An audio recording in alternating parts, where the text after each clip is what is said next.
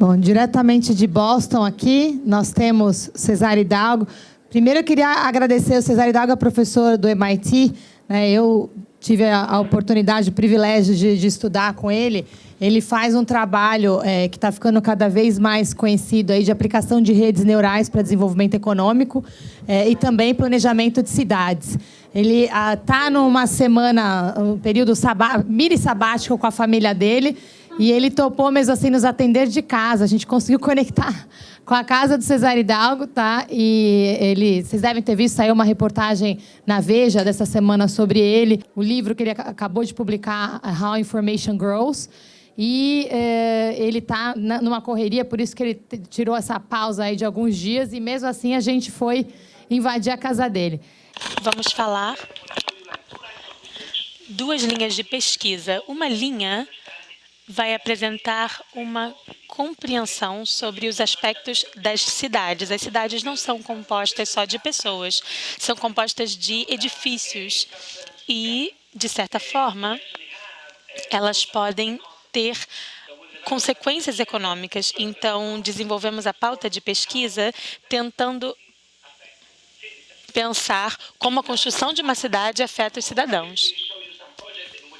Vamos mostrar também alguns projetos que mostram como algumas cidades são compostas por bairros e eles têm identidades baseadas nesses bairros.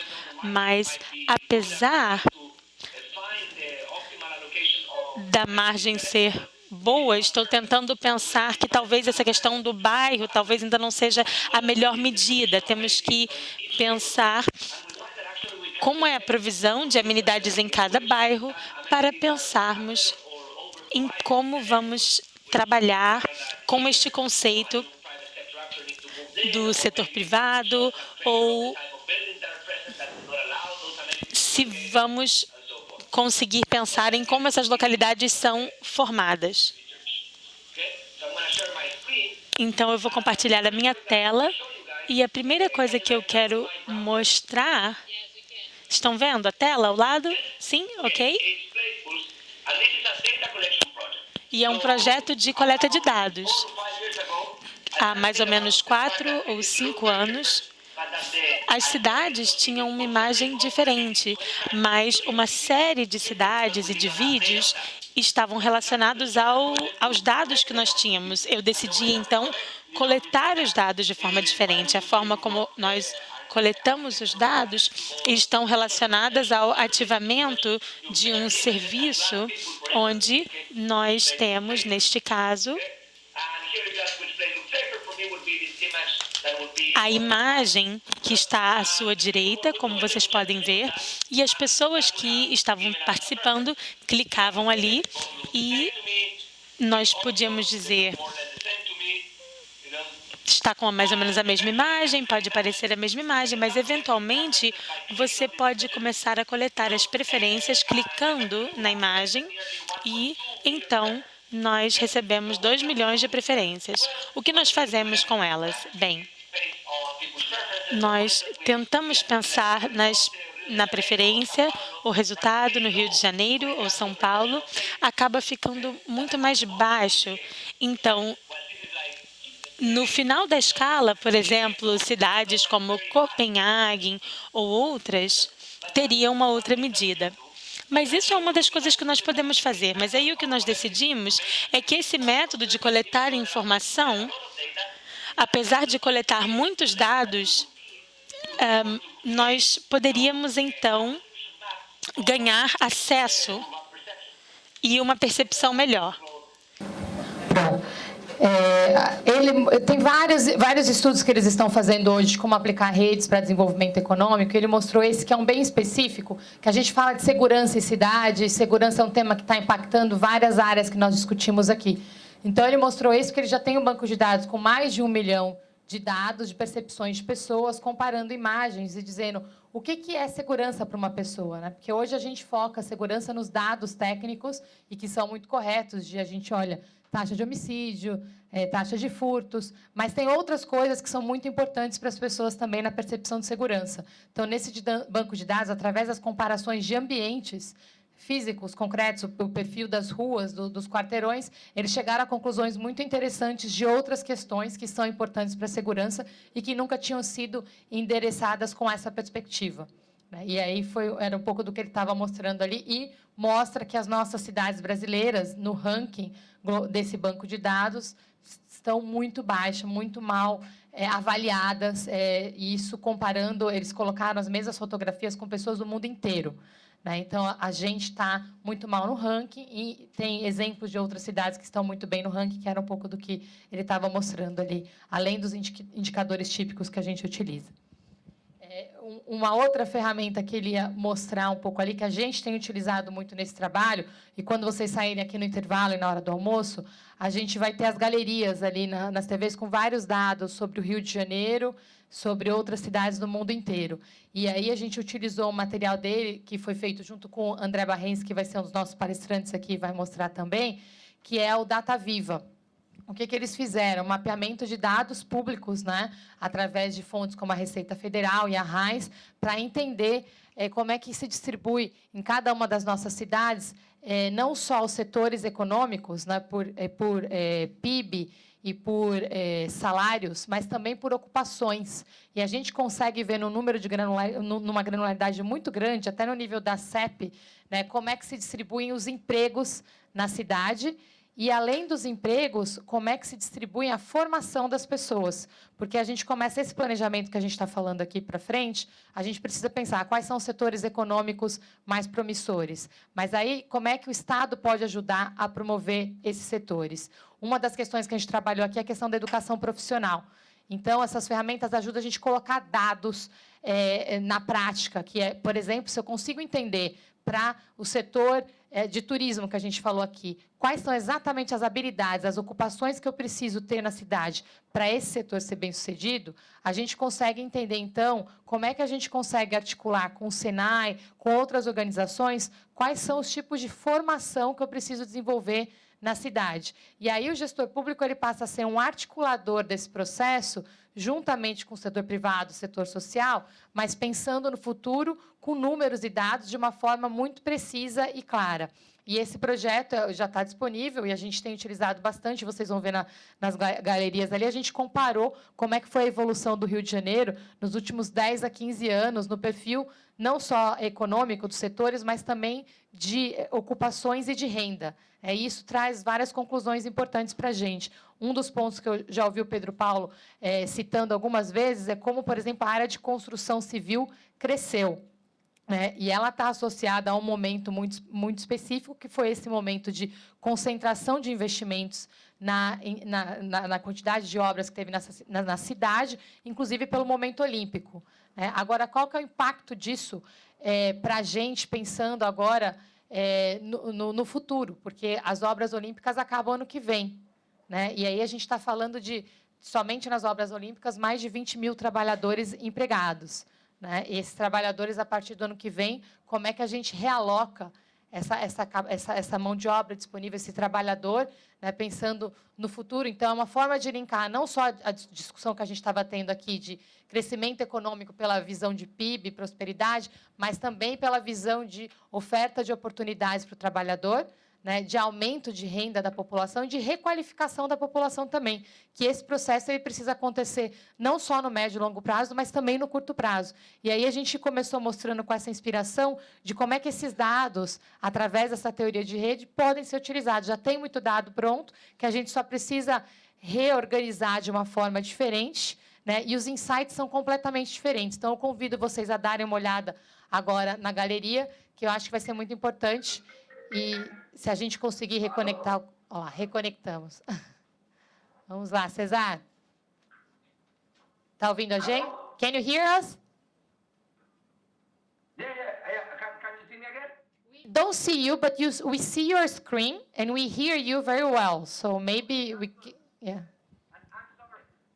I'm sorry for the disconnection, but after it happened, there was nothing I could do to go.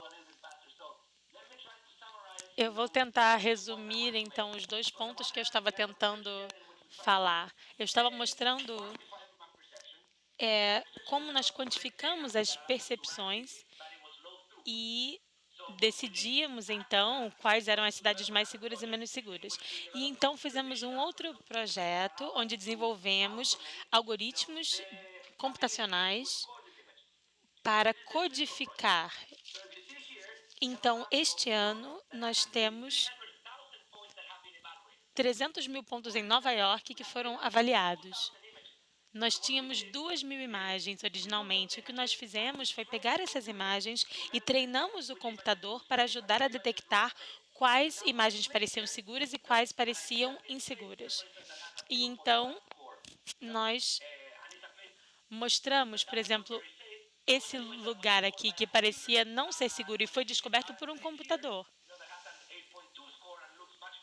E essa aqui parece muito melhor, o índice é 8,2 e também foi escolhido por computador. Então, desenvolvemos uma tecnologia não só para automatizar o processo e para transformar em scores de avaliação.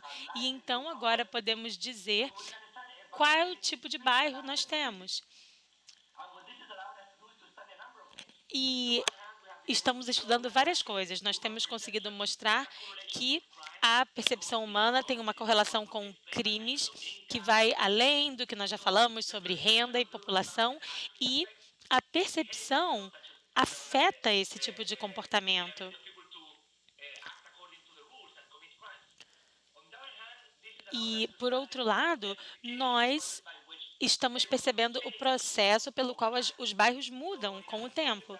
Então, o novo projeto que nós temos, aqui nós temos o mapa de Nova York, e nesse mapa podemos ver os locais onde detectamos mudanças urbanas. Então, estão vendo que pelo algoritmo nós podemos observar Nova York e ver como era antes e depois, aquele mesmo lugar onde houve uma mudança urbana. E então podemos detectar as mudanças na cidade, as mudanças físicas. E a partir disso, veem como há uma mudança enorme nesse lugar, nós podemos começar a trabalhar qual é o contexto da mudança. Podemos ver, por exemplo, que há locais onde há alta densidade populacional, que houve mais mudanças urbanas nesse tipo de lugar. E são lugares também que têm mais probabilidade de mudar no futuro. Então, pode estar relacionado à renovação do espaço urbano, por exemplo, como o Museu do Amanhã. Então, são 3 projetos. E essa ferramenta desenvolveu uma capacidade de quantificarmos as mudanças urbanas relacionadas ao ambiente físico que agora podemos incorporar à nossa compreensão das cidades. Essa é uma linha de pesquisa que eu queria compartilhar com os senhores. A outra é uma questão que não está relacionada à estética do bairro, e sim à composição. Então, a primeira imagem mostra Boston e cada ponto mostra um pequeno negócio, uma amenidade. Então, pode ser um restaurante, uma padaria, um cabeleireiro, um estacionamento, algo assim. E estão vendo que esses pontos parecem clusters. Há diversas áreas da cidade onde há muitas concentrações de pontos e outras que não há quase nada. E nós estamos tentando compreender a composição dos bairros baseado nesses dados. A primeira coisa que fizemos foi calcular uma pontuação para ver quantos negócios eram acessíveis a partir de uma certa localidade. De um certo ponto da cidade, para quantos lugares que tem negócios para onde você pode caminhar. Então, há diversas partes na cidade onde há diversos tipos de alcance. Podemos ver cada um dos bairros. Então, podemos ver a cidade não só pelos limites administrativos, mas vendo as aglomerações de negócios que acabam definindo os bairros. No mapa, na cidade de Nova York, podemos detectar todos os bairros da cidade e, portanto, podemos dividir a cidade nesses clusters naturais. E, então, podemos identificar bairros através do algoritmo. E, então, podemos criar alguns espaços pelos bairros. E então há diversos bairros que têm mais presença de bares ou de padarias. Então, nós tentamos ver quais são as áreas da cidade que estão mais relacionadas a estacionamentos, a lojas de construção. E então nós podemos prever quais são as partes da cidade que estão com falta de algum ponto, por exemplo. Nós podemos localizar e podemos prever quantos números de cafés vão abrir num certo lugar ou de restaurantes que vão abrir num certo lugar. E isso nos permite prever qual é o número de negócios que deve ter em cada área, por exemplo. E podemos, então, observar estudos de caso, podemos ver, usar o algoritmo para analisar e ver se há muito de uma coisa ou pouco de uma coisa. Quero compartilhar esse exemplo. No caso de Boston, nós estamos tentando ver como numa praça específica, nós usamos o nosso algoritmo para estimar as amenidades e os equipamentos que estão faltando em cada um dos bairros. Então, por exemplo, aqui em Harvard Square, tem um número alto de estacionamentos, por exemplo. Existe um outro local onde tem muitos hotéis, por exemplo, nesse segundo gráfico, porque é só 3 hotéis no North End e, de acordo com o número de restaurantes e bares e amenidades, deveria haver pelo menos 8. Nós podemos encontrar, então, em relação a salões de beleza, nós podemos ver também quais são as amenidades que estão faltando ou que estão superexpressadas em cada um dos bairros. E isso pode ser usado para mapear os aspectos estéticos da cidade, as mudanças urbanas, mas não só as mudanças urbanas baseadas no que nós já sabíamos, mas na composição dos bairros. E gostaria de agradecer pelo tempo de vocês agora e, se tiverem perguntas, será um prazer respondê-las agora. Obrigado. Two or three questions, se a gente puder Então, agora temos tempo para 2 ou 3 perguntas.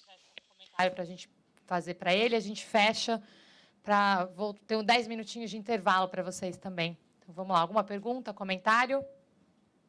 Eu tenho só uma pergunta, Cesar. Eu vou fazer uma pergunta para você aqui. Eu vou fazer em português, tá? Que eu sei que você entende português, tem trabalhado um pouco aqui com a gente. Você tem vindo bastante para o Brasil, né? Fez alguns trabalhos em Minas, está trabalhando, inclusive, aqui na cidade do Rio de Janeiro, né? Com o trabalho ali com o Museu da Manhã.